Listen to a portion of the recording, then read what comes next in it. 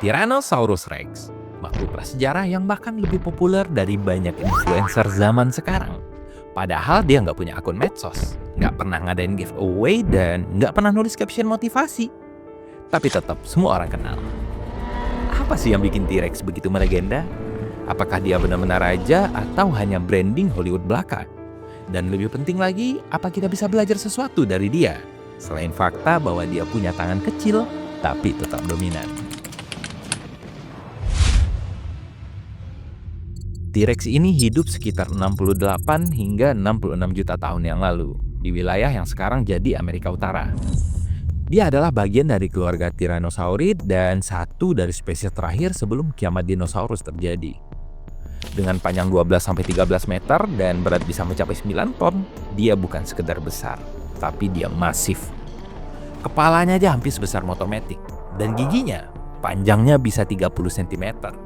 Kalau kita ganti gigi manusia dengan gigi T-Rex, mungkin satu sikat bisa dipakai buat satu RT. Tapi T-Rex bukan cuma besar dan seram. Dia punya struktur otot rahang yang mampu menghasilkan gigitan lebih dari 6 ton tekanan. Artinya, sekali gigit tulang bisa langsung hancur. Kayak gebrakan reformasi, cuma lebih literal.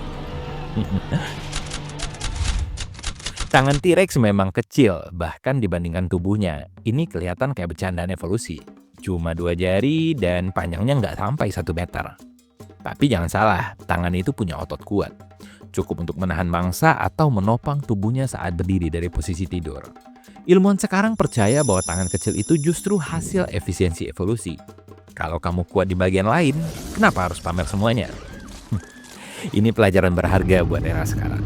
Nggak semua yang kecil itu berguna dan nggak semua yang gede itu harus diumbar. Dulu orang mengira T-Rex itu makhluk bodoh. Ya wajar, mukanya galak, jalannya berat. Stereotip ya kan? Tapi ternyata T-Rex punya proporsi otak ke tubuh yang cukup besar untuk seekor predator. Area otaknya yang berkembang, khususnya bagian penglihatan dan penciuman. Penglihatannya bisa dikatakan tajam banget, dan penciumannya mirip seperti burung pemangsa zaman sekarang, mampu mencium bau mangsa dari jauh. Jadi dia nggak perlu posting Instastory buat bilang, gue lapar. Dia tinggal nyari aroma dan ya tinggal gigit. Ini salah satu kontroversi besar.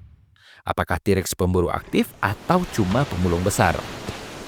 Sebagian ilmuwan mengatakan T-Rex cukup lambat untuk ukuran predator dan giginya cocok untuk merobek daging busuk.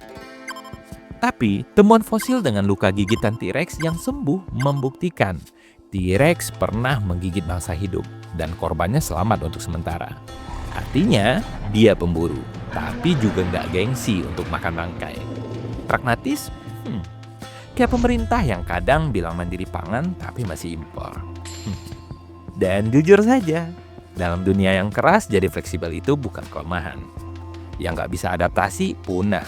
Sama seperti startup yang cuma ngejar tren tapi nggak punya model bisnis jelas.